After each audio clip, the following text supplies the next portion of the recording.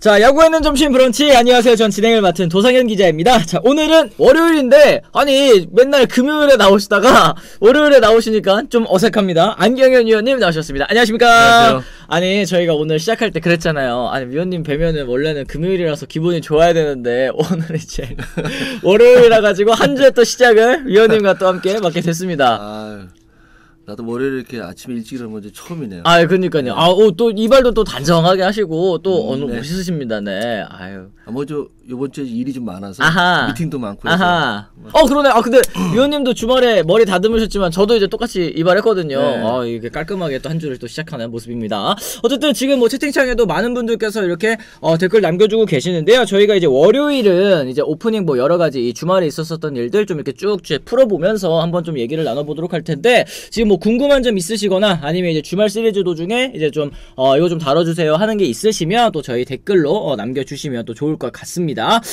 지금 뭐 보니까 뭐 한화 문동주 선수, 김서현 선수, 뭐 강속구 얘기 또 이제 나오고 있는 것 같아요. 이제 김서현 선수가 또 이 어제 경기에도 등판을 해가지고 또 좋은 모습 보여줬고, 문동주 선수 최고 구속이 160.1, 김서현 선수도 뭐 트랙맨 기준으로 이미 뭐 160을 넘었었고, 이렇게 빠른 강속구 투수들이 그래도 이제 국내 프로야구 리그에 점점 좀 생기고 있는 것 같습니다. 위원님 어떻게 좀 보셨습니까?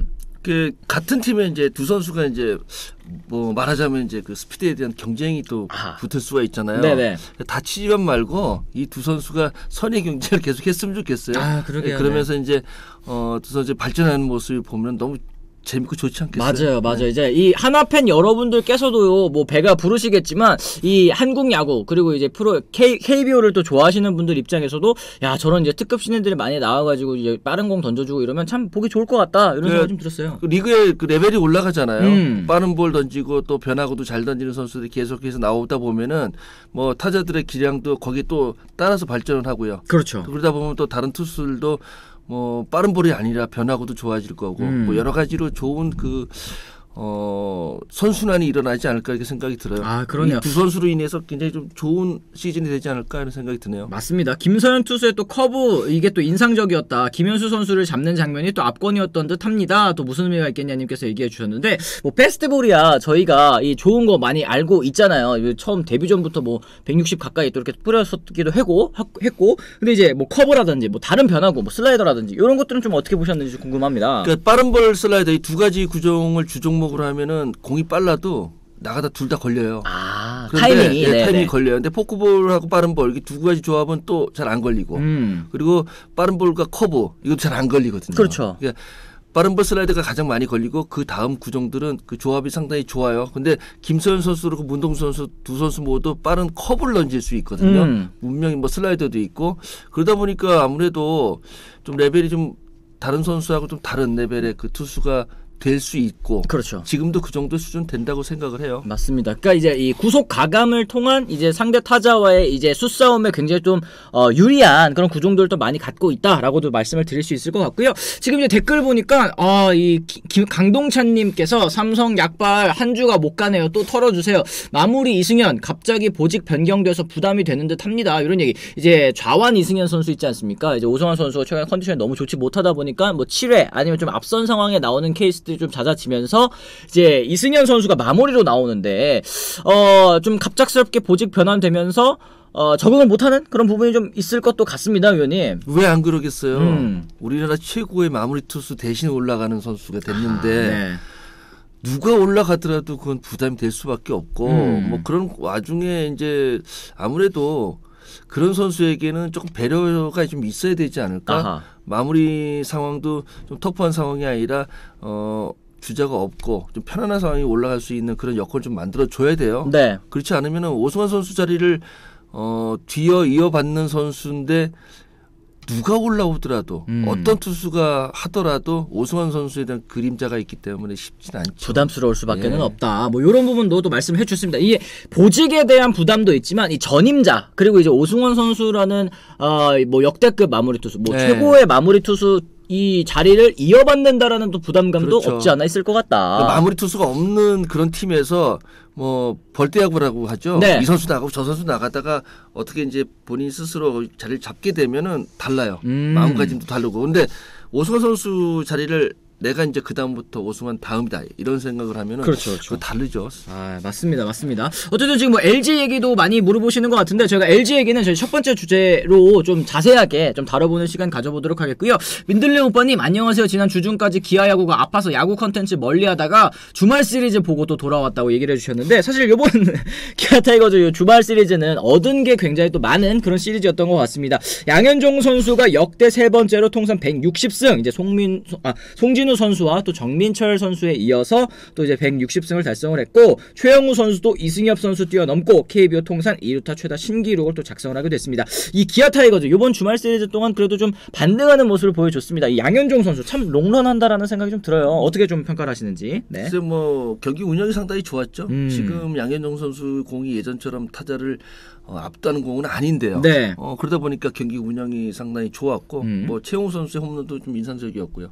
2루타도 그렇고. 맞아요. 네. 그러니까 최영우 선수가 또 경기 끝나고 그 인터뷰를 또 했더라고요. 그러니까 네. 이제 전 소속팀, 그러니까 이제 삼성 라이온즈에 또 있었다가 또 이제 FA로 이적을 하지 않았습니까? 전 소속팀 상대로 이렇게 때려가지고 또 기분이 좋다 뭐 이런 얘기. 그리고 전 소속팀에서 쌓아온 기록을 또 이제 기아 타이거즈에서 계속 이어 나가가지고 또 만든 기록이기 때문에 본인에게는 또 약간 좀 남다른 그런 의미가 있었던 것 같고 양현종 선수가 사실 이번 WBC 때 너무 좋지 못했다 보니까 좀 걱정하시는 이 얘기들도 있었잖아요. 네. 정규 시즌 개막했습니다. 좀 어떻게 이 컨디션이라든지 구위라든지 평가를 하셨습니까? 그 컨디션 회복이라는 것이 단기전에서는 회복이 안 되죠.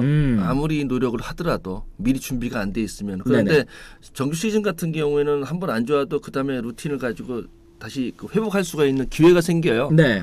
그런 면에서 뭐 양현종 선수는 뭐 좋을 때도 던져봤고 정말 안 좋을 때도 던져봤고 계속 안 좋을 때도 던져봤고 그렇죠. 뭐 그랬던 선수잖아요. 네. 그런 노하우들이 어디 적어놓지 않아도 몸에 배어 있죠. 지금 내 이 상태면은 어떤 운동을 하고 어떤 루틴을 가지고 선발 준비를 해야 된다. 네. 뭐 아니까요. 뭐 금방 회복을 할 수가 있고 또 새로운 루틴도 만들어갈 수 있고요. 네. 맞습니다. 그리고 연미진님께서도 최영우 선수 타격이 바뀐 건가요? 지난주 너무 좋더라고요. 얘기해 주셨어요. 이게 사실 최영우 선수가 이제 또 나이도 좀 있다 보니까 못 바꿔요. 좀 이 에이징 커브다 이런 얘기, 에이징 커브를 또 맞았다 이런 얘기를 좀 많이 들었었는데 지난 주말 뭐 타격하는 거 보니까 뭐 여전하구나 뭐 이런 생각을 들었는데 좀 뭐 여전하다 이게 어떤 의미인지 좀 궁금합니다. 그 30대 이후가 되면은 네. 어떤 좋은 메커니즘이 있어도 그걸로 바뀔 수가 없어요. 연습된 돼요. 근데 경기 때 그 빠른 공과 변화구에 대한 대처를 내가 생각하지 않아도 나와야 되는데 네. 그렇게 바뀌지가 않아요. 아, 이건 뭐 정말 속된 말로 때려 죽여도 안 돼요. 때려주기도 안 된다. 안 되는 건 안 되는 건데 지금 최용우 선수는 에이징 커브보다는 그 전에 쌓아왔던 커리어 그리고 또 지금 아직도 나는 최용우 선수 메커니즘 괜찮던데요. 아, 그렇죠. 나쁘지 네. 않던데요. 그냥 사이클이 좀 좋은 상태로 올라가고 있는 거고. 타이밍이 잘 맞는다. 그렇죠. 그리고 네. 이 선수도 이제 그 시대에 적응을 해야 되잖아요. 이 선수가 최용우 선수가 정말 잘 칠 때하고 지금 투수들의 공들이 많이 달라졌어요. 네. 변화구 종류도 달라지고. 근데 거기에 적응하고 가는 거예요. 적응의 또 문제도 예. 아마 좀 있을 것 같습니다. 잘한다고 해서 계속 잘하는 게 아니라 잘하는 선수도 그 시대에 적응해야 되거든요. 네네네. 적응 못하면 이제 저처럼 은퇴해야 되는 그러니까 이게 오래 살아남는 선수들의 또 공통점인 것 같습니다. 이제 시대가 변화하고 그리고 또 본인의 몸 상태가 좀 내려오는 거를 이제 인정을 하는 거. 네. 네. 뭐 그런 부분에 있어서 또 최영우 선수가 또 잘 지금은 이 타격 컨디션이 올라오지 않았나 싶고 다음 생애님께서 최영우 대 오승환 대결은 또 뭔가 뭉클했어요. 아마 삼성 팬 여러분들께서는 또 하필 최영우 선수가 또 그리고 이제 마운드는 또 하필 오승환 선수와 이렇게 맞는 모습 보고 좀 약간은 또 싱숭생숭한 기분이 드시지 않았을까 또 생각이 좀 들고요. 한동희 선수에 대한 질문도 조금 계속 있는 것 같습니다. 안녕하세요 안경현 쌤 도기자님. 롯데 한동희 선수의 타격 부진이 길어지는데 작년에 규정 타석 3할 기록하고도 언론에서 땅볼이 많다, 발사각이 낮다, 안 좋은 소리 계속 들어서 박흥식 코치와 교훈의 변화를 준 것이 독이 된 것 같은데 어찌 보시나요? 이런 질문 판동훈님께서 질문을 해주셨습니다. 그 한동희 선수 타격을 보면요. 네. 한동희 선수도 그 벽이 될 수 있는 왼발 쪽이 참 많이 움직여요. 고정이 잘 안 돼요.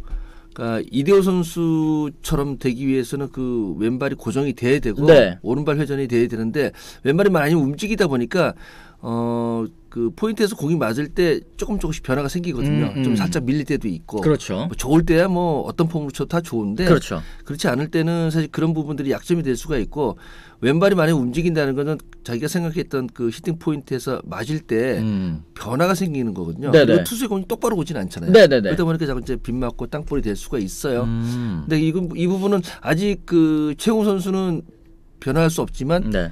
한동희 선수는 아직 나이가 어린 선수니까 30대 이전이니까 네. 가능도 해요. 가능도 하다. 그렇습니다. 그러니까 한동희 선수가 지금 뭐 이 4월 달이 너무 좋지 못하다 보니까 팬 여러분들께서 걱정 많이 하시는 것 같은데 그러다 보니까 뭐 잠깐 2군에 내려서 좀 페이스 좀 다시 찾고 올리는 게 어떨까요? 이런 질문도 좀 있었거든요. 어떻게 생각하세요? 이렇게 너무 안 맞을 때 2군 한번 갔다 와라 이러면은 그게 도움이 될지 아니면 그냥 뭐 죽어도 1군에서 계속 하는 게 나을지. 2군에 간다고 큰 도움이 되지는 않아요.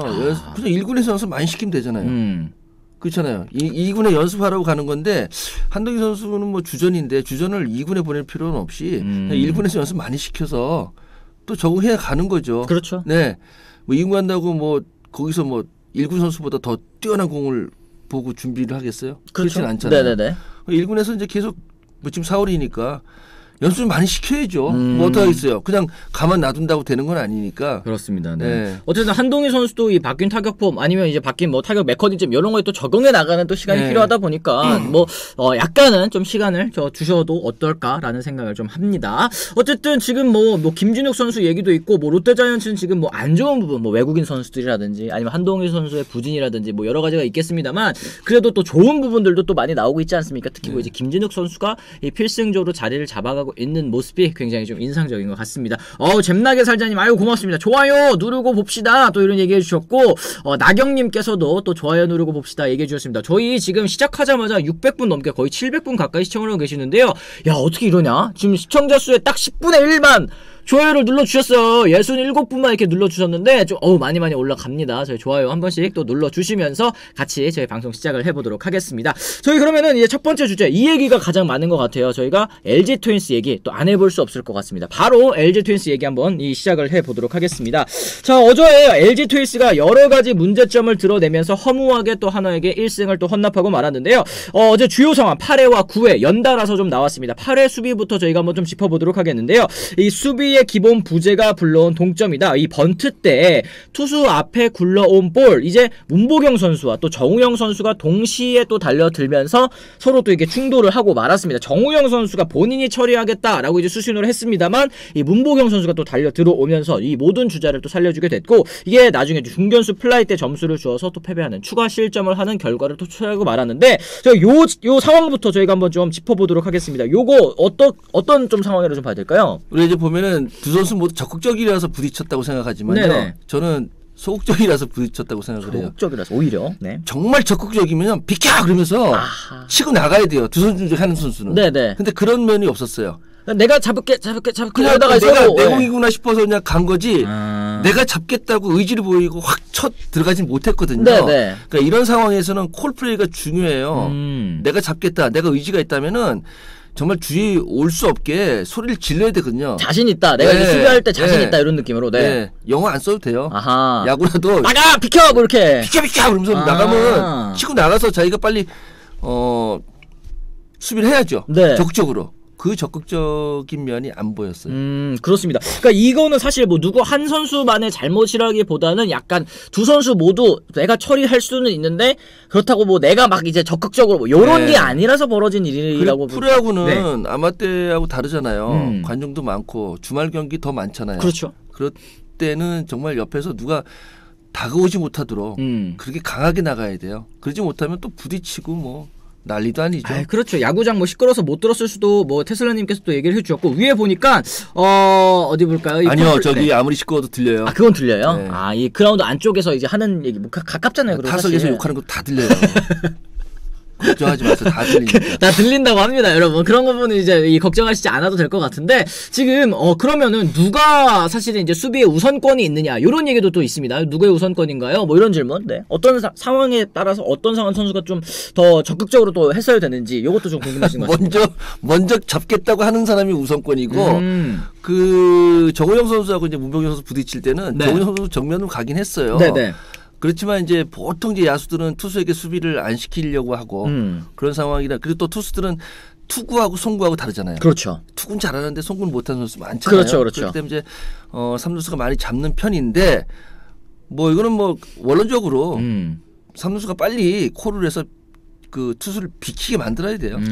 아니면 투수도 자신 있으면 본인 스스로 대시를 해서 잡든가 둘 다 이제 어정쩡했죠. 아 그러게요. 이제 강정모님께서 포수가 전체적으로 조율해줘야 되는 거 아닌가요? 이렇게 또 맥콜러버님 저때 포수는 1루만 순집 테스트하셨는데 그렇긴 했는데 네. 그건 이제 그러니까 던지는 방향성 제시는 해줄 수 있지만 누가 얘기해줘서 판단해 던지는 거는 늦어요. 너무 찰나의 순간이니까. 네, 내가 혼자 스스로 판단하고 던지는 거고 예의상. 네. 포수가 콜은 해줘야죠. 콜은 해줘야 된다. 네. 아 그렇습니다. 그러니까 이게 아까 말씀해주셨지만 이 투수가 사실 이제 내야에 뜬공 떴을 때 투수가 사실 이제 아웃 카운트를 잡는 경우는 없잖아요. 이제 보통 이제 야수들이 달려들어서 이렇게 또 처리하고 투수는 좀 비켜주고 이런 건데 사실 뭐 번트 타구가 이제 투수 정면으로 오다 보니까 이제 정우영 선수가 조금 자기가 처리하려고 했었던 게 또 겹쳤던 게 아닐까라는 생각이 좀 드는 것 같습니다. 세라피모님 뭐 이거 지금 뭐 민들레 오빠님이 얘기를 주셨는데 뭐 한문철 변호사님 거로 합성한 영상 또 유튜브에 돌더라고요. 저 한문철 TV의 과실 비율 따지면 누구 줘야 하나 이런 질문해 주셨는데 역시 팬분들 또 이제 벌써 이런 생각하면은 바로바로 쌍방 비킬 수 있었을까요? 뭐 50대 50이에요. 50대 50입니다. 요거는 안문철 TV에서 지금 이 판정을 내려드립니다. 50대 50이다. 문보경 선수와 정우영 선수가 또 서로의 과실이 조금은 있었다. 이렇게 말씀을 좀 드릴 수 있을 것 같고요. 어쨌든 이제 9회 요게 가장 좀 뭐 어렵다고 보면 어렵다고 할 수도 있고 또 이제 박상원 선수 얘기도 좀 해볼 수 있을 것 같고 심판 얘기도 해볼 수 있을 것 같고 여러가지 좀 쟁점이 있을 것 같은데요. 이 9회였죠. 1-4, 1-2루 상황에서 내야에 플라이가 뜨면 이 심판이 인필드 플라이를 또 선언하는 경우가 굉장히 많지 않습니까? 이 1루 주자인 김기현 선수 이 갑자기 박상원 선수가 뭐 인필드 플라이 보고 뭐 인필드 플라이 그리고 주심이라든지 뭐 1루심이라든지 이 내야 심판들이 이제 보통 다 이제 선언을 했거든요. 그런데 박상원 선수가 공을 이제 떨어뜨렸습니다. 떨어뜨리고 그때 이제 김기현 선수가 또 2루까지 뛰는 모습이 또 있었는데 요게 사실은 좀 이해할 수가 없는 그런 플레이였거든요. 인필드 플레이가 뛰면 당연히 1루 주자는 그냥 베이스 밟고 있으면 그 상황이 이렇게 종료가 되는 건데 나는 이해 가던데. 투수가 이렇게 딱 떨어뜨리니까 어이 뭐야 이러면서 난 이해 가요. 순간적으로 깜짝 놀랄 때 있어요. 네. 인필드 플라이 알아요. 다 알죠. 누구 모르는 사람이 어디 있어. 모든 선수가 다 알죠. 네, 근데 이제 인필드 플라이에서 박상원 선수처럼 저렇게 고이 낳고 하는 선수도 드물고. 그렇죠. 갑자기 그러다 보니까 당황한 거죠. 뭐 그 룰을 몰라서 뛰었겠어요. 당황하다 보니까 좀 뛰었는데 그래서 저는 1루 베이스 코치가 조금 더 그 적극적으로 말렸어야 되지 않나. 그렇죠. 이제 1루에 이종범 코치가 있었는데 이제 뭐 그렇게 또 얘기를 할 수 있을 것 같습니다. 이게 뭐 한가운데 근데 네. 그 베이스 코치가 멈추라고 해도 저 상황에서는 잘 안 들려요. 안 들린다. 당황하면 막 뛰게 되고. 네. 그리고 또 1루 베이스 코치하고 이제 거리가 가깝지 않으니까. 그렇죠. 이거 손 잡을 수도 없고. 아, 그러네. 선수 이렇게, 야, 가지마! 이렇게 할 수도 없고. 그러니까 말씀하신 것처럼 사실 이제 공이 내야 높게 떴을 때 1루 주자 같은 경우에는 가만히 있어도 인필드 플라이가 만약에 선언이 안 됐다고 가정을 하더라도 어필할 수 있잖아요. 저 네. 상황 보면은 심판들도 살짝 당황했어요. 네, 뛰어 쟤. 네, 아웃콜 할 때도 살짝 당황하고 네.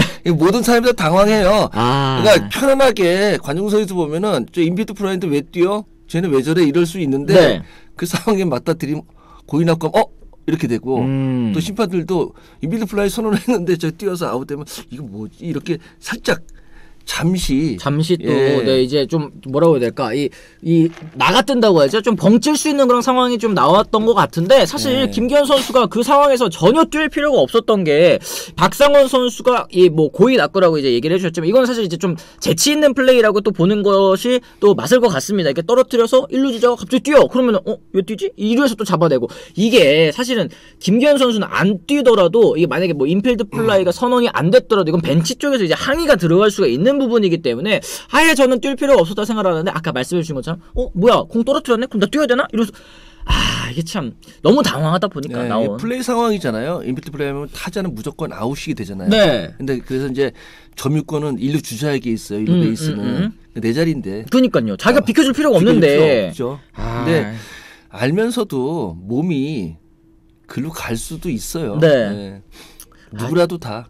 그러니까 이제 나올 수 있는 뭐 실수이기는 하지만 이게 사실 한 경기에서 두 번의 이제 보네드 플레이가 나오다 보니까 이게 더 두드러지는 것 같습니다. 네. 근데 뭐 네. 저는 박상원 선수를 칭찬해야지. 누구라도 그 상황에서는 박상원 선수처럼 하면은 살짝 당황할 수밖에 없다. 한 10명 중에 한 5명 정도는 살짝 당황해요. 그래요. 저희가 뭐 제목에는 뭐 인필드 플라이를 모르나 뭐 이러는 게 그러니까 모를 리는 없는데 그 상황에서 공 떨어졌네? 이러면은 갑자기 그럼 뛰어야 되는 거 아니야? 이래가지고 이제 김기현 선수가 좀 이 보네드 플레이가 나왔었던 거. 물론 이제 팬 여러분들 입장에서 저기서 왜 뛰어? 이렇게 할 수 있지만 경기 뛰는 선수들 입장에서는 또 그럴 수도 있다. 이렇게 또 현역 선수들 입장에서도 이 얘기를 해주신 것 같습니다. 인필드 플레이 선언을 너무 늦게 한 거 아닌가 싶습니다. 뭐 와니님께서도 또 질문하셨고 강정무님께서도 질문하셨어요. 심판의 인필드 플레이 콜이 늦은 거 아닌지요? 얘기를 하셨는데 김기현 선수가 그리고 볼만 보다 보니까 또 이게 당황한 거 아니냐? 그러니까 공이 떴을 때 심판들이 또 인필드 플레이를 약간 좀 늦게 선언을 한 게 아니냐? 이런 질문이 좀 있습니다. 주심 콜도 너무 늦었음. JYL님께서도 얘기를 해주셨는데 이건 좀 어떻게 생각하십니까? 별로 안 늦던데? 별로 안 늦었어요? 네. 그냥 뭐 인필드 플레이 그 정도 판단이면 뭐 됐고요. 네. 일단 심판이 당황하면 다 당황한 거예요. 하긴. 심판도 당황할 정도로 또 이제 여러 가지 또 상황이 맞물려져 있었고 사실 이제 중계진들도 이게 뭔 상황이래? 이래가지고 살짝 좀 얼탔던 시기가 좀 있었단 말이에요. 한 5초 정도 맞뜨죠. 저 정도 되면. 그러니까요. 이게 무슨 상황이냐 이랬을 것 같은데 물론 이 프로 선수들이고 또 경기에 또 집중하고 있었다면 그리고 1루 주자 1루 코치인지 이종범 코치가 좀 잘 미리미리 이제 좀 얘기를 했었으면 방지할 수 있는 일이었던 것 같긴 합니다. 네. 1루 베이스 코치에서도 그거 타구 보고 하다 보면은 네. 그 1루 주자가 저기 가 있는지 그 판단 안 쓰죠. 벌써 갔는데 뭐. 그러니까 이게 김기현 선수도 공 뜬 거 보고 뭐 이정문 코치도 공 뜬 거 보고 이러다가 공 보고 있는데 갑자기 내려가니까 제 뒤로 뛰고 있어. 이러면 어떻게 잡아요? 여기 조그만 화면 보더라도 이정문 코치하고 1루 주자하고 멀어요. 꽤나 멀어요. 진짜 그러네. 벌써 뛰고 있는데 뭐. 그러네. 그래서 2루 선심이 또 당황하던데 뭐 이런 얘기 한광호님께서도 또 얘기를 해주셨습니다. 위원님 질책보다는 또 선수의 입장에서 말씀해 주시는 거 너무 좋다고 또 어게이님께서 짚어주셨는데 저희가 선수 비난은 사실은 누구나 할 수 있잖아요. 거기서 왜 뛰어? 팬 입장에서는 답답하고 그럴 수 있지만 선수 입장에서는 당황할 수 있다. 뭐 이렇게 또 짚어주시는 것 같습니다. 근데 사실 그래요. 지금 염경엽 감독이 비판의 이 도마에 오른 이유가 이 작전 야구 때문에 이게 LG가 지금 34도루 21도루 실패를 기록 중입니다. 이 34개의 도루를 하는 동안에 이 21개의 또 실패. 그러면 이 도루 성공률 61.8%밖에 안 되는 거거든요. 이게 성공률이 최하위라고 합니다. 이게 리그 평균 도루 성공률이 70.5%인데 이게 뭐 물론 시즌 초반에 뛰는 이미지를 심어주기 위해서 뛰는 이미지만 심어놔도 뭐 나중에 도움이 될 것이다. 뭐 이런 얘기를 했는데 이게 작전야구, 발야구 이게 좀 이렇게 많이 아웃됐는데 과연 효과가 좀 있을까? 이러다 보니까 선수들도 뭐 스퀴즈라든지 뭐 이런 것들도 이제 나왔었잖아요. 어제 경기에서. 이게 과연 효과가 있느냐? 뭐 이런 얘기들이 좀 채팅창에 있는 것 같습니다. 기다려보세요. 그게 나중에 효과가 있다고 얘기하니까 감독이 얘기하니까 의도가 있잖아요. 네. 의도가 있는데 나중에 뭐 그 효과가 없으면은 감독이 잘못한 거고. 네, 효과 있으면은 뭐 큰 그림을 그리게 된 거고. 네. 근데 뭐 아직 성적이 나쁘지 않잖아요. 뭐 그렇죠. LG 트윈스가. 네. 아직 뭐 뭔가 경기 안에서 실수가 있더라도 만회할 수 있는 그런 좀 여유가 있어요. 나도 보세요. 그러다 보면 뭐. 그리고 좀 있으면 못 뛰어요. 좀 있으면 못 뛴다고요? 예. 더워서? 아하. 그럴 수도 있겠다. 그러니까 지금 염경엽 감독 어제 경기도 LG가 충분히 이길 수 있는 경기였다. 뭐 이런 얘기 해주셨습니다. 이길 경기를 또 이제 말아먹고 있으니까 사실 감독이 한 경기를 이기게 만드는 거는 어려운 일이지만 지게 만드는 건 또 반대로 너무 쉽잖아요. 쉽죠. 네. 그래서 지금 이런 얘기들이 많이 나오고 있는 것 같습니다. 뭐 물론 이제 성적이 잘 나오고는 있지만 그냥 아무것도 하지 말지. 아무것도 안 하면 뭐 오히려 이길 수 있는 경기들이 있다 보니까 또 이런 얘기들이 나오는 것 같습니다. 작전이 많아도 너무 많잖아요. 점수를 번트로만 내야 하나요? 저렇게 잘 치는 타자들로 ASK님께서 또 얘기를 해주셨습니다. 이게 사실 믿고 쳐라. 믿음의 야구. 이거는 타선이 좀 어느 정도 강한 팀들이 할 수 있는 작전 아니겠습니까? 그렇죠. 믿는 것도 그동안 쌓아온 게 있어야 되고 그 감독 입장에서 봐왔던 게 있어야 믿음이 생기는 거거든요. 그렇죠. 근데 이제 싸우는 걸 지금 시작하고 있으니까 네. 아직 못 싸웠잖아요. 김현수 선수 정도나 아니면 뭐 오지만 선수 뭐 아무튼 감독은 욕 먹어가면서 1년 시즌 치르는 거예요. 네. 욕하시더라도 기다려 보세요. 그러면 뭔가 본인만의 야구가 눈에 보일 때가 생기죠. 아직 한 달도 안 됐는데 뭐 염두글 감독이 예전에 뭐 키움 있을 때 했던 야구하고 좀 선수가 바뀌면은 네. 감독 야구 좀 살짝 바뀌어요. 그리고 감독이 들어가서 내가 봤을 때 이 팀의 약점 그리고 이 팀이 이기려면 뭘 해야 될지 감을 일단 잡고 시작하는 거잖아요. 네네네. 그러니까 이 판단이 틀릴 수도 있어요. 영역 감독이 이 팀은 이걸 해야 된다는 걸 판단이 틀릴 수도 있는데 글쎄요, 좀 틀렸는지 안 틀렸는지 아직 모르잖아요. 아직은 뭐 한 달도 안 됐으니까. 뭐 성적은 뭐 지난해처럼 나고 있고 그리고 아직까지는 뭐 포스트시즌 실패도 아니고 그렇죠. 도루만 좀 많이 아웃되고 작전이 많아진다는데 그래서 하다 보면은 본인 스스로도 이 팀은 지금 이 상황으로 가면 안 되겠다. 방향성이 잘못된다 알게 되면은 또 바뀔 수도 있잖아요. 그때 또 꺾는 게 또 좋은 감독 아니겠습니까? 그렇죠. 네. 그리고 안 되는데도 불구하고 계속하면 그건 잘못된 거지만 감독 입장에서 보면은 감독은 선수를 위해서 있는 게 아니라 이제 이기기 위해서 있는 거잖아요. 그렇죠. 자기를 위해서라도. 그럼 기다려 보세요. 본인을 위해서라도 이기는 쪽으로 가야지. 하긴 이게 계속 안 통하면 어느 순간부터는 이게 내려놓아야 성적이 나온다. 혹은 이게 사실은 올해가 또 첫 해이기도 하고. 네. 감독이 30%의 성공률밖에 없는 타격을 믿겠어요? 안 믿어요. 잘 쳐봐야 30%인데 2할 오픈에서 2할 8분 사이에 왔다 갔다 하는 선수를 어떻게 믿어요? 그러다 보니까 이제 작전을 좀 쓰고 싶은 게 사실 감독의 마음인가 그렇죠. 봐요. 예. 그럴 수 있을 것 같습니다. 지금은 보니까 염 감독은 일단 작전이 너무 단조로워서 상대에게 간파당하기 딱 좋은 전략이라고 봅니다. MHJ님도 얘기를 해주셨고 또 위에도 다른 의견도 있습니다. 이동훈님께서 염갈량 다양한 작전 내는 보는 맛이 또 있긴 하던데요. 얘기해 주셨고 박종일님 전 감독은 너무 아무것도 안 하더니 새 감독은 너무 뭘 많이 한다고. 상대적인 건데. 이게 너무 안 하는 사람이랑 많이 하는 사람이 하다 보니까 이게 온도차가 좀 나는 것 같습니다. 야구 작전은요. 네 가지 정도밖에 없어요. 단순해요. 어차피. 그렇죠. 네. 김성훈 감독 이나 되면 한 20 몇 개 되죠. 나 그때 사인 외우나 혼난다.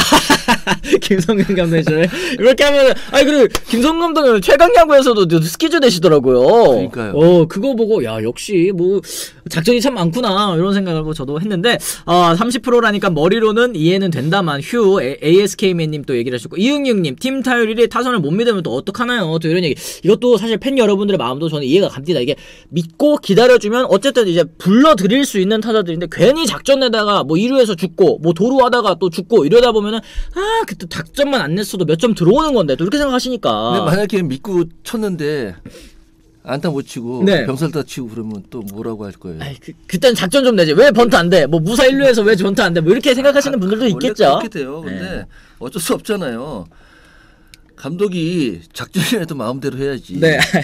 뭐 다른 거 마음대로 할 수 있는 게 없다 세상에. 근데 이건 저도 동의합니다. 여기 뭐냐 무사 3루의 스퀴즈는 아니잖아요. 이후엔 8544님도 얘기를 해주셨는데 요 부분은 조금 좀 아쉬웠었던 것 같습니다. 상대의 허를 찔러 보려고 했었던 것 같은데 이렇게 좀 눈에 뻔히 보이는 작전이라는 게 또 역시 이런 부분이 아닐까. 있잖아요. 아웃간타 하나 늘기 시작하잖아요. 그 다음 타자들 엄청 부담되고 이게 외야로 공이 간다는 보장이 없어요.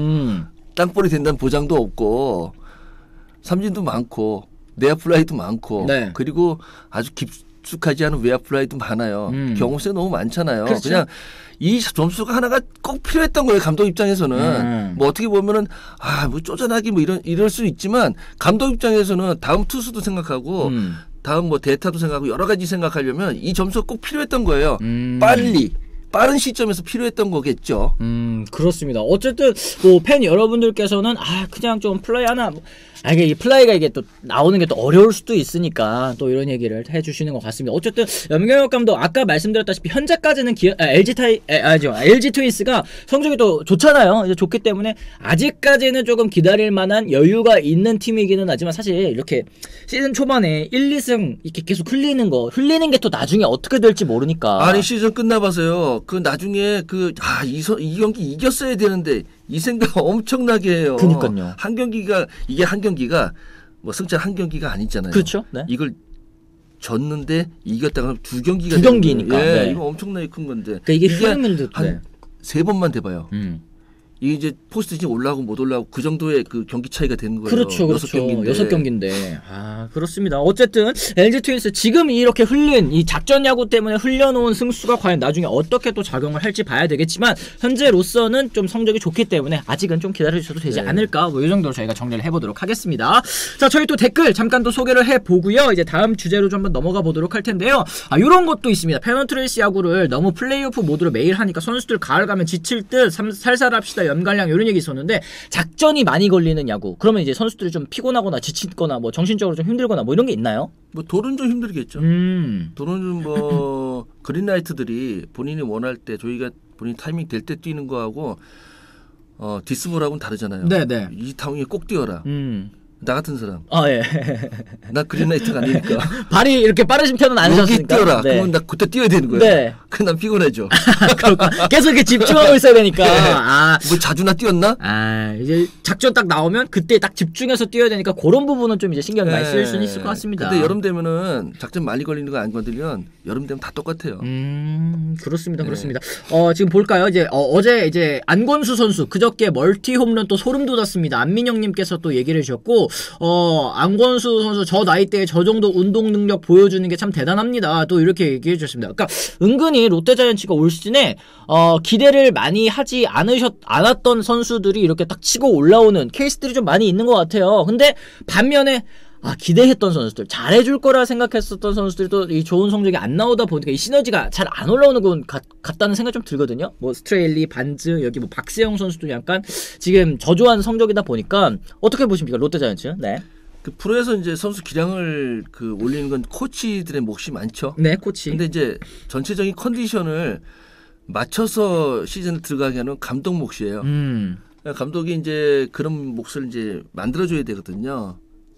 보통 선수들의 이제 컨디션을 동시에 시즌과 동시에 이렇게 올라갈 수 있게 그런 스케줄은 이제 감독이 관리를 하는 건데 글쎄요, 뭐 그게 좀 잘 안 맞았나 보죠. 그리고 이렇게 이제 시즌 하다 보면은 중간에 한번 맞을 때가 있어요. 네. 그때 이제 감독의 몫이 나오는 거고, 그리고 컨디션 안 좋은 선수가 있으면 감독이 또 라인업을 감독이 짜잖아요. 그렇죠. 뭐 그런 걸 변화를 주면서 만들어 가야죠. 감독이 뭐 사인만 내고 있는 사람이 아니라 팀 전체적인 컨디션을 맞추는 그 몫을 하거든요. 그렇죠. 네. 그리고 컨디션이 안 좋을 때 베스트를 만들 수 있는 그런 라인업을 본인 스스로 만들어야 되는 거고, 뭐 그런 감독 몫인데 감독 몫을 지금 해야 되는 시점이 아닐까 이렇게 생각을 해요. 그리고 연습 시켜야 될 때는 시켜야 돼요. 뭐 부상 당할까봐 뭐 몸조리 시키고 뭐 할까 뭐 안 돼요. 시즌 들어가서 배트가 안 맞으면 연습 시켜야죠. 뭘 기다려요. 그렇죠. 맞습니다. 지금 롯데는 방출 선수나 혹은 이제 FA 선수들 말고는 활약이 없다. 야옹이님께서 말씀해 주셨는데 이게 이 롯데가 성적을 또 내기 위해서는 또 기대했었던 선수들이 치고 올라와줄 필요가 있다. 특히 아까 말씀드린 뭐 한동희 선수라든지 박세웅 선수라든지 외국인 투수들 이런 선수들이 좀 잘 해준다면 이게 시너지 효과가 나서 좀 성적이 쭉 올라갈 것 같은데 뭔가 좀 아쉬운 그런 포인트들이 좀 있는 것 같기는 합니다. 네. 롯데는 코치들이 또 빡세게 돌렸고 그 여파가 아직 있는 듯 5월 되어야 또 올라올 것 같아요. 얘기를 해주셨는데 사실 근데 지난해에는 4월에만 잘하고 나머지 달에는 또 그냥 그랬잖아요. 이제 그거보다는 4월에 좀 못하고 쭉 이렇게 올라가는 이게 봄대 이런 얘기 듣는 것도 사실 피곤하신 일이 아니겠어요. 네. 계속 잘해야죠. 계속 잘해야 될 거라 또 생각이 좀 듭니다. 지금 또 볼까요? 쭉쭉쭉 보니까 황성빈 선수 배트 던지는 타법 위험해 보던데요. 요거 얘기 좀 해주세요. 김el진님 또 얘기해 주셨는데 요즘에 그 에레디아 선수도 또 그렇고 또 이제 황성빈 선수도 그렇고 이게 이 팔로 스윙이 긴 선수들이 이게 치고 이렇게 던지거나 여기서 놔버리거나 아니면 이게 너무 길어가지고 포수 이게 머리를 때리거나 뭐 이런 선수들이 좀 있는 것 같습니다. 이게 뒤에서 놓는 건 위험하죠. 뒤에서 놓는 건 자제가 아니라 하면 안 되는 거고. 하면 안 되는 거. 공을 맞히기 위해서 앞에서 던지는 거는 해도 돼요. 네. 내가 그냥 헛스윙하면서 삼진을 먹어야 되는 건가? 나는 삼진 먹지 않기 위해서 공을 맞히기 위해서 배트를 던질 수 있어요. 그건 당연한 건데 그라운드 안쪽에 던지는 건 괜찮죠. 네. 어떻게 치다 보니까 무조건 던져서 치지는 않잖아요. 그렇죠. 네. 나갔는데 변하고 와서 어쩔 수 없이 놓다 보니까 내가 배트가 안다. 놔요. 파울이라도 만들려고. 파울 만들려고. 그거를 뭘 하면 안 되는 거예요. 그런데 치고 난 다음에 배트를 놓쳐서 포수에게 위협을 가한다거나 그래서는 안 되죠. 근데 제가 볼 때는 황선빈 선수가 배트를 놓는 게 공을 맞히기 위해서 놓는 거거든요. 네. 던져서라도 휘태도 놓았는데 뭐 포수가 피치아웃을 했어요. 근데 그거 그냥 헛스윙만 하고 쳐다볼 거예요? 안 되죠. 던지잖아요. 그렇죠. 그 똑같은 거예요. 그렇습니다. 던져도 돼요. 네네. 어쨌든 지금 뭐 박동원 선수 얘기도 많이 나오고 있는데 지금 최근에는 그래도 박동원 선수는 많이 고친 부분도 또 있지 않습니까? 그거는 위험했잖아요. 더가우스 날아가고 또 조금만 더 늦게 놓치면은 포수한테 그냥 직격하니까. 네. 근데 뭐 배트를 놓으면서 맞히는 게 비신사적이거나 무슨 그 배치클러닝 나오거나 그럴 일은 아니거든요. 그런 거는 아니지만 예, 절대로. 네. 뒤에서는 근데 조심해야 된다. 조심해야죠. 팔로 스윙 하고 나서는 좀 조심해야 된다. 이렇게 또 말씀을 해주셨습니다. 자, 그러면 저희가 또 이제 다음 주제 또 한번 넘어가기 전에 이 저희 구독과 좋아요도 좀 많이 부탁을 드리도록 하겠습니다. 지금 와우 1200분 시청해주고 계십니다. 이제 월요일이다 보니까 또 많이 출근하신 분들 좀 피곤하신가봐요. 저희 1200분 넘는 분들께서 시청해주고 계시는데 저희 좋아요 250개입니다. 저희 좋아요 그래도 좀 한 번씩 좀 눌러주시면 감사하겠습니다. 한 번씩 꾹 눌러주시고 저희 시청해주시면 저에게 큰 힘이 되니까 큰 도움이 되니까요 많이 좀 부탁을 드리도록 할게요. 자, 그러면 저희가 다음 주제 이제 NC 다이노스 얘기 한번 좀 나눠보도록 하겠는데요. 지금 저희 사진으로 보이시죠? NC 팬 여러분들 진짜 와 이런 식으로 야구를 하나? 약간 이런 표정인 것 같은데 연일 지금 실책으로 좀 무너지고 있습니다. 롯데와의 홈경기에서 3대5로 대패를 했는데요. 이로써 지난 19일 LG전부터 무려 5연패의 늪에 빠지고 있습니다. 그동안은 사실 이제 부상 선수들이 많이 있음에도 불구하고 이제 좋은 성적 1위까지 봤기 때문에 1위까지 찍은 팀이기 때문에 걱정을 많이 안 하셨는데 최근에 이제 연패에 빠지면서 서서히 좀 그 빈자리들이 보이고 있는 것 같습니다. 21일에는 뭐 9회와 10회 연이어 나온 폭투로 역전 허용했죠. 22일에는 1루수 오영수 선수가 혼자 3개의 실축 기록하면서 4회까지 무려 5개 에러 하면서 6대10으로 패배를 했고 23일은 3대1로 리드하던 9회 무사 만루에서 대타 전준우 선수의 내야안타 상대 실책으로 동점 허용 계속된 1사 만루에서 윤동희 선수에게 밀어내기 볼넷까지 허용하면서 역전을 내주고 말았습니다. 뭐 이날 선발 이용준 선수 6이닝 노히트 하고서도 이제 승리를 챙겨가지 못하는 정말 불운이 따라왔는데요. 지금 시즌 7책이 무려 주말 3연전 8실책을 포함해서 30개라고 합니다. 당연히 최다 실책 1위라고 하는데 실책 페이스가 너무 많습니다. 지금 시즌 20경기밖에 안 했는데 무려 30개의 실책. 이거 좀 어떻게 된 걸까요? NC 다이노스가. 유격수라는 자리가 경험도 있어야 되고 네. 움직임 굉장히 좋아야 되는 자리예요. 김주현 선수 뭐 수비 나쁘지 않지만 올 시즌 처음으로 이제 주전 유격수가 됐잖아요. 그렇죠. 노진혁 선수가 이제 나가면서. 네. 네. 그러다 보니까 아무래도 부담도 되고 그리고 야구라는 스포츠가 또 주전이라는 그 자리가 지금 뭐 수비도 네. 타격처럼 페이스가 있어요. 감이라는 것도 있고. 네. 근데 안 좋아도 나가야 되고 나가야 보니까 실책하고 난 다음에 몸을 못 움직여요. 되게 굳어 있더라고요. 예. 그 내야수가 또 거의 무릎을 땅에 댈 만큼 이렇게 깔고 앉는 그런 수비는 별로 없는데 네. 그 자세가 한번 나오더라고요. 그래서 지금 수비 되게 부담되는구나. 근데 뭐 어린 선수라서 그런지 몰라도 타격은 그래도 좋더라고요. 그렇죠. 근데 오영수 선수 같은 경우에 또 이 코너 수비가 얼마나 그 중요한 건데요. 맞습니다. 여기서 일어나면 2루타가 돼버려요. 투베이스 자리가 그렇죠, 되잖아요. 그렇죠. 그러니까 요즘 보니까 이제 그 선수들 부상 때문에 네. 수비 연습을 좀 많이 안 하는 것 같아요. 예전처럼. 그리고 코너 야수에게는 타격만 생각하고 자꾸 수비에 대한 그런 그 비중 많이 안 두는 것 같더라고요. 예. 그 일루수에서 실책 나오면 팀 분위기가 확 가라앉아요. 그렇습니다. 네. 쉽거든요, 사실. 그러니까 던져야 되는 수비하고 그러니까 송구가 필요 없는 수비하고는 차원이 다르거든요. 바운드 맞히고 그리고 바운드 맞춰서 공을 잡으면서 원스텝으로 1루까지 던지는 그런 탄력도 받아야 되고 네. 이 수비하고 그냥 공만 잡고 베이스만 찍는 네. 그런 수비하고는 달라요. 그럼에도 불구하고 지금 오영수 선수가 실책이 6개거든요. 그리고 1루 수비라는 게 또 주자 1루에 있으면 앞으로 들어와야 되고 그렇죠. 이게 그 앞뒤가 중요하잖아요. 폭이 그죠? 엄청 크고 네. 주자들이 이제 땅을 많이 파놓거든요. 되게 불안해요. 그래서 1루나 3루 수비도 상당히 중요한데 그런 부분의 준비가 좀 안 됐다고 저는 생각을 해요. 아, 그렇습니다. 그리고 이거 네. 수비 실책 나온 거 전염병이에요, 이거. 수비도 전염병이다. 네. 그러니까 이게 그러니까 뭐 유격수가 만약에 실책을 했다. 그럼 제가 뭐 이루수라고 가정을 했을 때는 저 실책했네. 그럼 난 실책하지 말아야겠다. 이러면 오히려 또 몸이 굳어버린다는 또 말씀처럼 들리거든요. 그렇죠. 사실 뭐 1루하고 2루는 수비 편해요. 네. 송구에 대한 부담이 없어. 3루하고 유격수 쪽에서 한번 그 선수들이 이제 수비에 대한 자신감 떨어지면은 팀 전체가 많이 흔들리죠. 그렇습니다. 지금 보니까 NC는 아직 젊은 선수들이 많아서 더 그런 듯 하셨습니다. 베네진님께서 이게 아무래도 젊은 선수들이 있다 보니까 말씀하신 것처럼 이제 수비도 전염된다, 네. 실책도 전염된다 이런 상황들이 지금 뭐 김주원 선수부터 오영수 선수까지 계속 이어지는 것 같고 아까 말씀하신 것처럼 한 경기에서 혼자 3개 실책하는 거는 이건 몸이 굳었다. 이럴 네. 때는 어떻게 그렇다고 해서 또 다른 선수를 또 바꿔줄 수도 없고 그렇죠. 질책성 교체를 하기도 좀 모호한 그런 상황 아니겠습니까? 이게 NC 내야수가 지금 탄탄한 내야수는 아니에요. 왜냐면은 뭐 박성민 선수 없을 때 3루수도 사실은 그 처음 하는 선수고 그렇죠. 김주호 선수도 그렇고 박민우 선수도 수비가 그렇게 좋은 선수는 아니거든요. 오영수 선수 1루고 되게 불안한 내야예요. 그렇죠, 그렇죠. 네, 그걸 좀 감안하세요. 어떻게 그럼에도 불구하고 지금 성적을 유지하고 있는 거 이게 또 참 대단한 일이라고 또 생각을 합니다. 이런 얘기도 해주셨는데 대단하긴 하죠. 네. 그런데 되게 불안한 거예요. 이제 타격 안 맞으면 확 가라앉을 수밖에 없어요.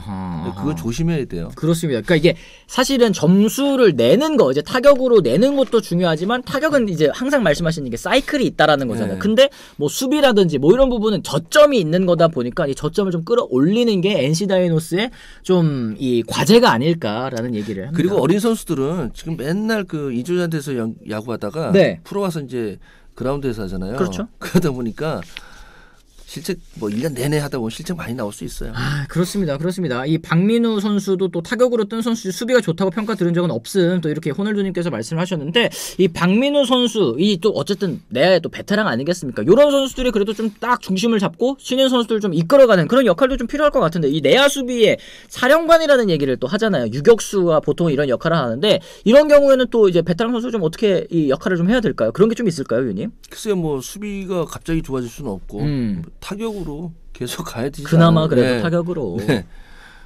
그렇습니다. 지금 207책 페이스다, 210실책 페이스다, 뭐 이런 얘기를 해주셨는데 NC 다이노스도 이 실책에 대한 부분 이건 뭐 좀 부상 선수들이 좀 돌아오면 나아지기는 하겠죠, 위원님? 그렇겠죠. 네. 네, 그리고 네. 또 그 경기하다 보면은 어느 순간에는 이제 그 터닝 포인트가 생기죠. 터닝 포인트가 생긴다. 수비도 마찬가지죠. 아하. 그리고 처음 이제 주전이 된 선수들이기 때문에 네. 그 터닝 포인트 분명히 생겨요. 마음도 이제 내려앉힐 수도 있고요. 네네네. 그러니까 이게 뭐 이 신인 선수 아까 말씀하신 것처럼 이제 이 천연잔디에서 또 수비하는 게 또 경험이 그렇게 많지 않다 보니까 뭐 바운드라든지 이런 네. 것들도 좀 경험이 필요하지 않겠습니까? 그 잠깐씩 나갔다가 들어오고 그리고 또 뭐 주전들 피곤했을 때 한번 나가고 한 경기 하고 뭐 이런 거 하고 1년을 딱 이 포지션을 맡겼을 때하고는 달라요. 네네. 엄청난 그 스트레스가 오고 그리고 체력적인 부담도 오고 쉽지 않아요. 맞습니다. 이제 풀타임으로 처음 이제 맞아보는 시즌이기 때문에 그런 부분 수비적인 측면 이거는 결국에는 근데 자신감을 잃지는 말아야 될 것 같아요. 멘탈을 그래도 좀 꽉 잡고 있어야 될 것 같은데요. 네, 뭐 지나간 버스 아쉬워해봐요. 손든다고 뭐 세워주는 것도 아니고 뭐 그런 마음으로 해야 되죠. 맞습니다. 실책할 수도 있지만 이 실책이 많아지면 경기 분위기가 넘어가고 또 역전의 빌미가 되네요. 야디어 몰리나님께서 얘기해 주셨는데 이 부분이 사실은 NC 다이노스 연패 빠지게 된 가장 큰 원인이 아닐까. 네. 요거는 좀 빨리 좀 끊어놓고 가야 될 것 같은데 홈구장에서 적응 못하고 실책 많으면 그건 진짜 아니라고 또 생각을 합니다. 뎁스가 얇으니 신인 선수들이 주전이 되는 걸 보면 안타깝긴 합니다. NC 화이팅 또 이런 얘기. 결국 수비는 기본기입니다. 얘기해 주셨는데 요즘에 사실 기본기가 좀 안 갖춰져 있는 선수들이 많은 것 같다. 이런 의견도 채팅창에 있는 것 같아요. 갑자기 이제 그 실책을 줄이려면은 투수들이 빨리 투 스트라이크 만들어야 돼요. 집중할 수 있도록 야수들이 집중할 수 있도록 그런 것도 있지만 네. 투볼에서 치는 타구하고 투 스트라이크에서 치는 타구는 다르거든요. 투수가 좋으면 자연스럽게 수비도 편해져요. 아까 이 스트라이크 그러니까 뭐랄까 볼 카운트가 몰려 있을 때 치는 타구는 좀 약한 타구가 나올 가능성도 좀 높지 약한 않습니까? 타구도 그렇고 이제 수비가 이제 살짝 앞으로 몰리니까 거기에서는 이제 던지기도 편하고 여러 가지로 편해지는데 원볼, 투볼, 쓰리볼, 원스트라이크 이 상황에서 던지는 공들은 정타가 많거든요. 정타가 많다. 그러다 보면은 뭐 아무래도 실책이 타구가 빠르니까 실책이 나올 수밖에 없죠. 그렇죠. 네. 그런 부분 좀 짚어드릴 수 있을 것 같습니다. 뭐 롯데팬 여러분께서 이런 얘기도 좀 해주셨어요. 이 이학주 있는 내야랑 노진혁 선수가 들어온 내야랑 안정감 차이 보세요. 범위가 넓거나 잘하는 수비는 아니지만 안정감 있는 선수 한 명이 팀을 바꿀 수 있다는 걸 느끼고 있습니다. 이런 얘기. 진짜 한 선수만 내야에서 수비를 딱 잘해준다고 하더라도 이게 좀 안정감으로 이 내야 전체 안정감으로 이어줄 수가 있는데 이런 부분은 빨리 좀 NC 다이노스가 좀 정비를 하고 가야 될 포인트가 아닌가라는 생각이 좀 듭니다. 오늘 최고 시청자 돌파라고 합니다. 1300분 넘게 기록 경신. 이야, 안경윤 의원님 나오시니까 또 이런 새로운 좋은 기록이 또 나오게 됐습니다. 여러분들 고맙습니다. 구독도 많이. 네. 뭐 나 때문이겠어요? 주말에 사건이 있었으니까. 아, 주말에 또 여러 사건들이 있어가지고 또 이빌 드라이 나오고 뭐 실책도 터레이드도 나오고 맞습니다. 어쨌든 1300번이 넘게 또 시청을 해주고 계시는데 저희 좋아요 340개입니다. 저희 좋아요도 좀 많이 눌러주시면 감사드리겠고요. 저희는 매일 오전 10시에 저희 같이 방송하고 있습니다. 라이브 방송 뭐 아까 채팅창 보니까 이거 채팅 읽어주는 건가요? 뭐 실시간인가요? 또 이렇게 얘기를 하시는데 채팅도 다 읽고 저희 실시간으로 또 이제 소통하면서 또 소화하고 있는 거니까요. 앞으로도 좀 많이 찾아주셨으면 좋겠습니다. 저희가 그래서 오늘 좀 이렇게 준비한 이야기는 또 여기까지인데요. 위원님 오늘 아주 그냥 알찼습니다. 뭐 오프닝 때부터 아니면 뭐 주제 1번, 주제 2번 다 진짜 많은 얘기를 또 해주셨는데 저희 그래도 금요일날 또 뵙죠? 이번 주엔 또 2번 뵙나요? 네, 그렇네요. 좋습니다, 좋습니다. 한 주의 시작과 끝을 또 안경현 위원님과 또 함께하게 되는데 저희가 또 내일은 또 패널 여러분, 또 기자 패널 여러분들과 또 함께할 예정이니까요. 내일도 저희 많이 관심 가져주시면 또 좋을 것 같습니다. 저희 월요일부터 금요일까지 오전 10시 주 5번 라이브 방송하니까요. 오늘 오신 분들도 내일도 많이 찾아주시고 또 질문해주시고 오늘 이제 물어본 거 답변 못 받으셨다 하시는 분들은 내일도 또 질문해주시면 저희가 또 최대한 답변 많이 드릴 수 있도록 또 주의하도록 하겠습니다. 머리를 안 감았더니 머리가 여기가 좀 옛날 가수 같아. 괜찮은데요? 한쪽이 막 이렇게 괜찮은데. 그런 말씀 안 하셔도 됩니다. 어제 오늘은 머리를 안 감으셨군요. 아니, 이게 웃긴 게, 안치홍 의원님은 머리를 감고 오셔도, 머리 좀 감고 오세요, 이런 얘기 나오는데, 안경현 의원님은 머리를 안 감고 오셔도 뭐 그런 얘기가 하나도 없네요? 꼭 까봐야 돼. 알겠습니다. 네. 저희는 그러면 또 내일 오전 10시에 다시 돌아오겠다는 말씀 전해드리면서 오늘은 이만 물러가 보도록 하겠습니다. 지금까지 시청해주신 분들 모두 감사합니다. 고맙습니다.